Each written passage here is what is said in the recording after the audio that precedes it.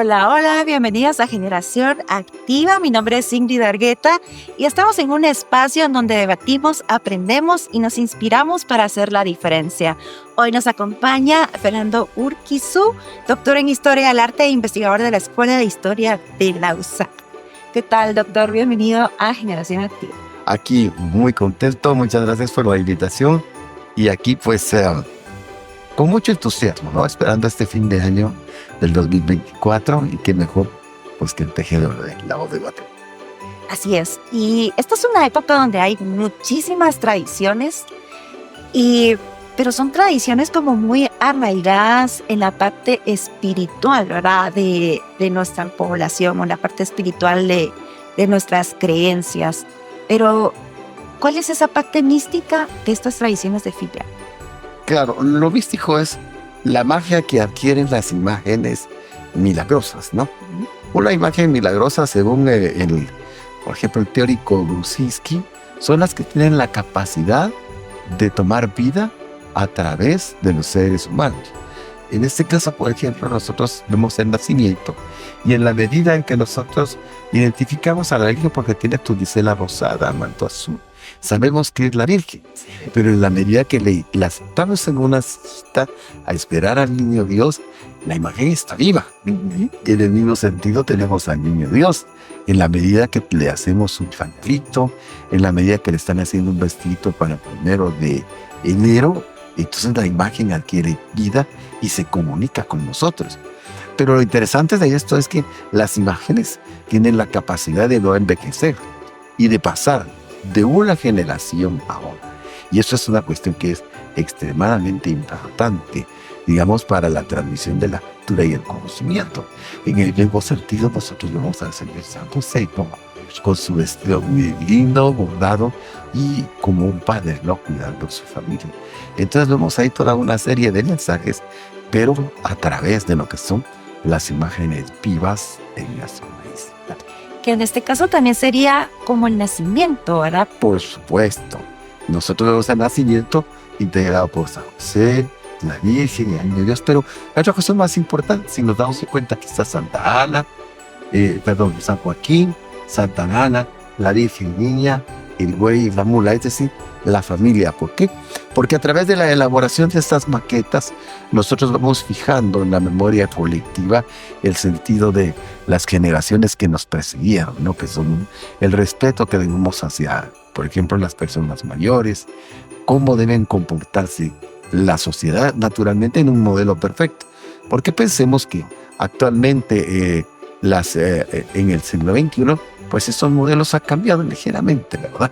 Y nosotros tenemos que pensar, pues, que también no podemos descartar nosotros en este mundo moderno y en este mundo de jóvenes, tampoco podemos descartar una familia compuesta por 2 San Josés o por 2 Marías o que la abuelita es la cabeza de la casa y mantiene a todos, porque en realidad los imaginarios que se nos plantean son perfectos.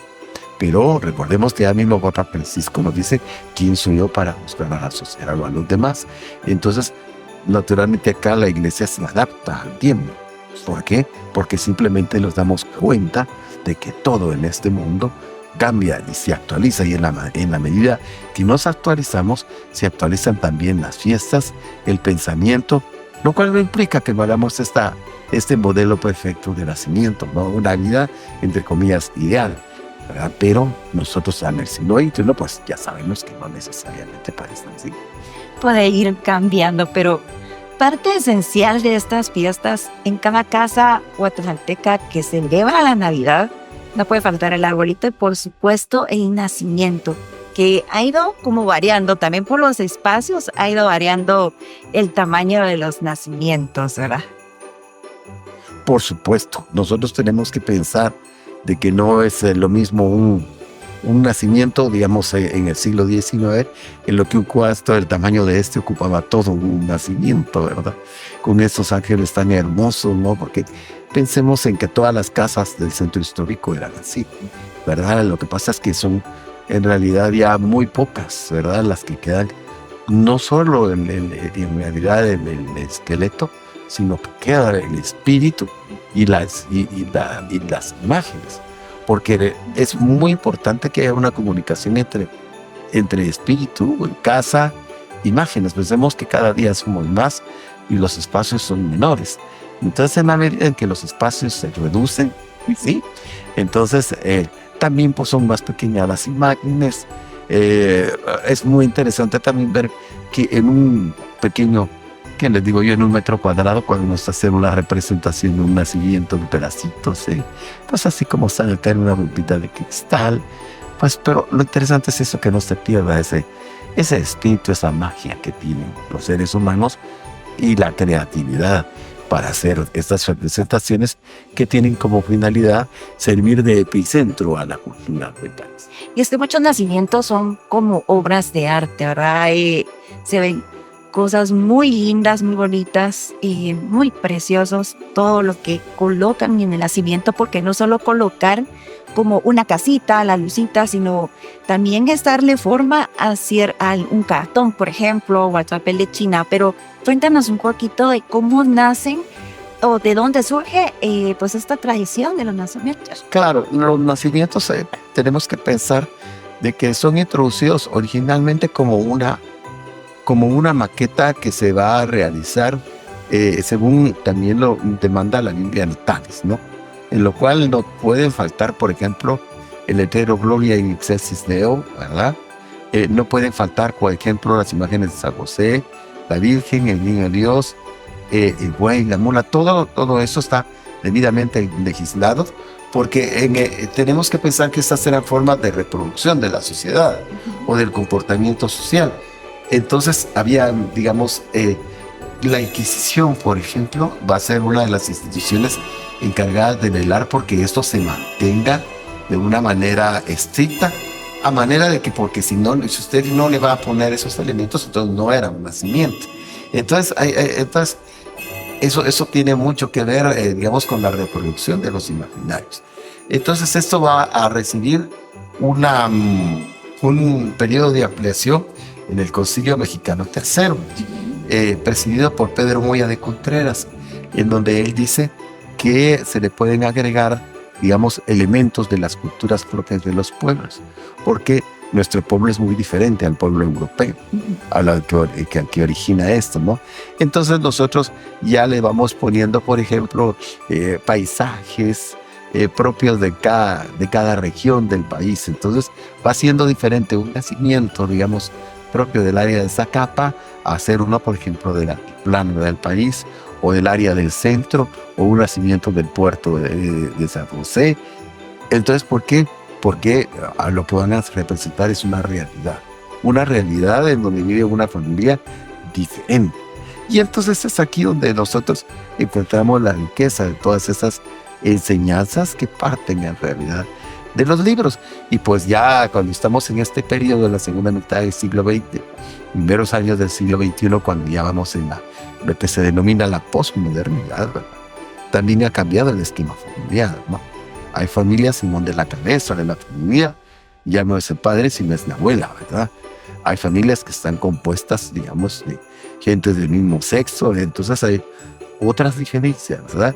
Y entonces ahí donde juega un papel muy importante, por ejemplo, otros elementos de la Navidad, como puede ser el arbolito, ¿no? En donde no hay representaciones tangibles y físicas de figuras humanas, sino que lo que hay es propiamente el espíritu de comportamiento, digamos, a través de otro elemento que es totalmente diferente. Entonces, todo esto debemos de conjugarlo y entenderlo más que todo como una recapitulación de lo que son los buenos sentimientos humanos, ¿no? Ese espíritu de unidad, crear una maqueta en la que realmente nosotros reflejemos lo que somos, en el caso del nacimiento, y en el caso del arbolito, pues es una cosa un poco más amplia, más ecuménica, más general, podríamos decir, pero que también es adaptada, sea por católicos, evangélicos, mormones, testigos de Jehová. Lo importante es esto, ¿no? Que no se pierda esa unidad, esa creencia y ese sentido de cumplimiento de esos mandamientos, de honrar a padre y madre, no robar, no levantar esquinas, falsos testimonios, todos estos elementos que son tan importantes para mantener un orden social en el cual existe el respeto hacia las demás personas y el respeto interno, especialmente hacia los niños que se ven tan amenazados, digamos, por las las corrientes de pensamiento que se reproducen a través de los teléfonos inteligentes y todo esto. Entonces, todas estas fiestas en realidad que rememoran el amor y la paz social son las que realmente dan coherencia a la sociedad. Claro, y es que también el nacimiento es como una representación viva, ¿verdad? Muchos hogares o muchas personas pues llevan esto como una representación, ¿verdad? Algunos sientan o hincan a la Virgen antes del 24, antes de las 12, y luego ya destapan al niño, a la semana ya lo sientan, y a veces no guardan el nacimiento hasta rezar la novena. ¿Qué nos podría decir sobre esto? Claro, el mismo concilio también de Trento nos dispone, ¿no? Que el nacimiento es una maqueta, pero es una maqueta viva, en la cual es para celebrar todo lo que es el Adviento. Pero recordemos que el Adviento es desde que es la posada, ¿no? Y va la Virgen en un burrito y vas a calándola. Luego es el nacimiento de Cristo, entonces ya están en una cueva con el buey de mula. Luego de esto, pues, viene la vida a Egipto, ¿no? Que es otra parte, ¿no?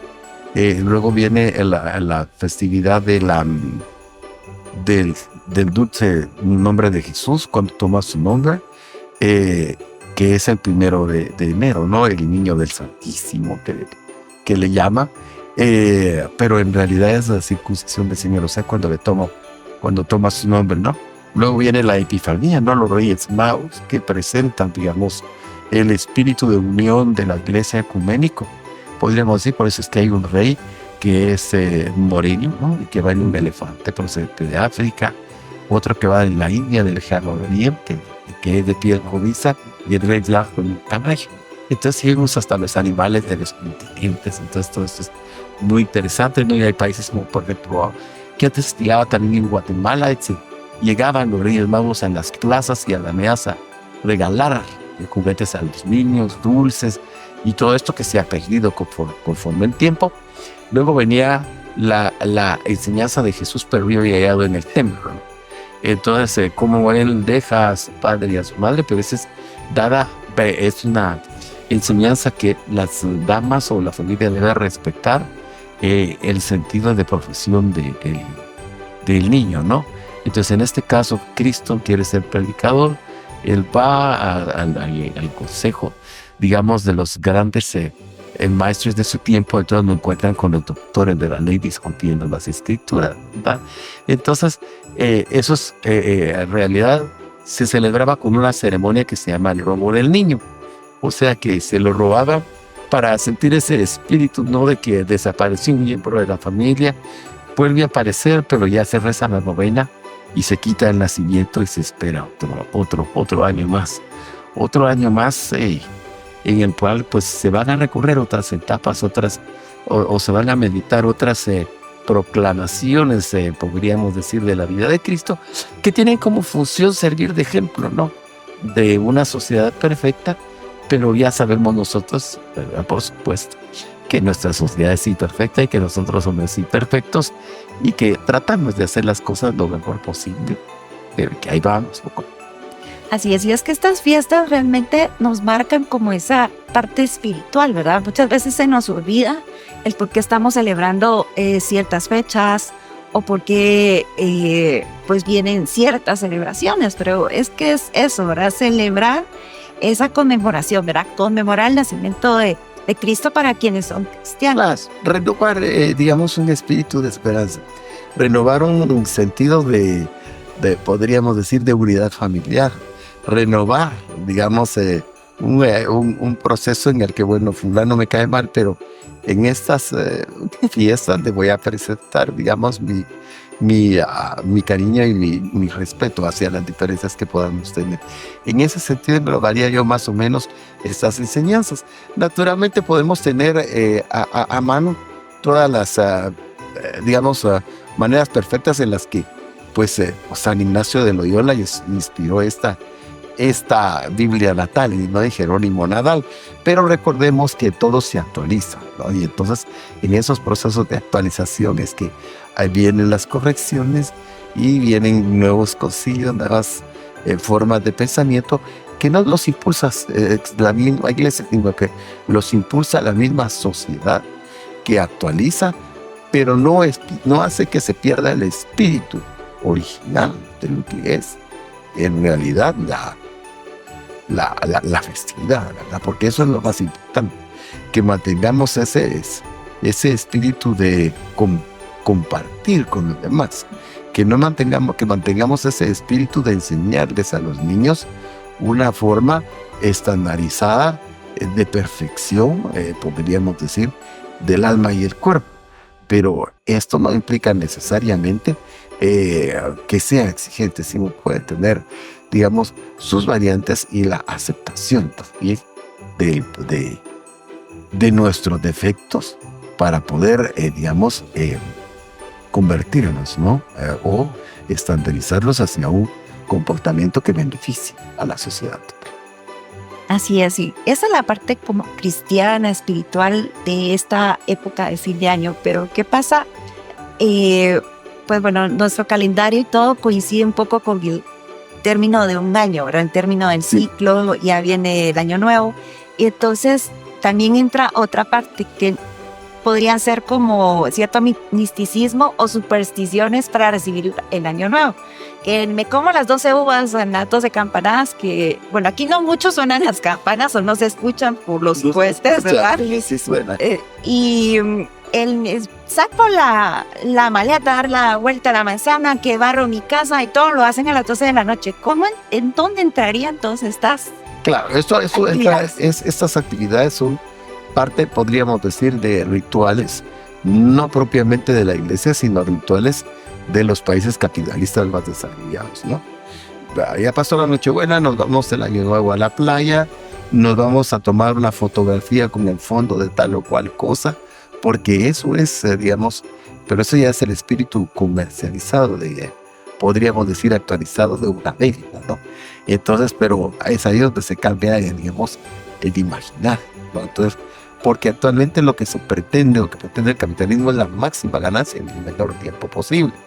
Entonces esa máxima ganancia va a estar expresada, digamos, por la venta de subproductos, podríamos decir de viajes, podríamos decir del consumo de determinadas cosas. Entonces es ahí donde nosotros debemos examinar eso y no confundir esas tradiciones, supersticiones, porque todo eso, de sus cuentas, son manejados por programas que no son realizados también en Guatemala. Y es ahí donde estamos cumpliendo un papel esencial e importante acá a través de la Universidad de San Carlos, que nosotros es el proceso investigativo de lo que es puramente guatemalteco y la TGW en el sentido de extraer y leer usted los documentos, ¿no? Que eso es muy importante para poder mediatizarlos para que el pueblo los entienda y sepa bien diferenciar entre lo que es una tradición y lo que es un proceso de compra-venta de productos, que es otra cosa totalmente diferente. Que viene ahí el consumismo, por supuesto, ¿verdad? Metido entre todo esto. Claro, por supuesto. Pero lo interesante es que mantengamos nosotros un espíritu realmente de, podríamos decir, de unidad, de compartimiento, y que todos los buenos sentimientos pues se irradien de nuestra casa, de nuestros barrios y de nuestra ciudad para tratar de buscar un mundo mejor. Así es, doctor. ¿Y qué le dejaría usted a las familias guatemaltecas o incentivarlas a que retomen estas tradiciones, ¿verdad? Porque a veces dicen, ay, es que no tengo tiempo para armar el nacimiento, o qué aburrido, pero puede ser un momento para aprovecharlo y compartir en familia. Claro, todo esto tiene mucho que ver especialmente con la pereza mental, ¿verdad? Y con la debilidad que nos proporciona, digamos, el estar viendo, digamos, los teléfonos inteligentes que nos proponen, digamos, ya nos tienen el nacimiento hecho solo para que veamos una imagen y que aburridos sigamos durmiendo. No, sino que, o qué aburrido, solo llamemos a nuestra madre que esté en otro lado, ¿verdad? Pero nos da pereza ir, o no organicemos la posada porque para que no. Lo que nosotros tenemos que hacer en todo esto es algo que no se pierda, es la calidez humana. Ese sentido de que, bueno, no puedo ir porque verdaderamente no puedo ir, entonces sí doy una llamada. Pero lo ideal es que yo, como persona, compre alguna cosa o adquiera alguna cosa que sé que voy a llegar a agradar, por ejemplo, a mi vecina que está sola, que voy a ir con un niño y le voy a regalar algo porque sé que no tienen ni qué comer si yo les llevo algo. Ese es el espíritu realmente que no debemos perder nosotros como seres humanos, como matemáticos. Bueno, doctor, muchísimas gracias por haber compartido este espacio para nosotros y pues nos volvemos a encontrar en otro episodio de Generación Actual. Adiós.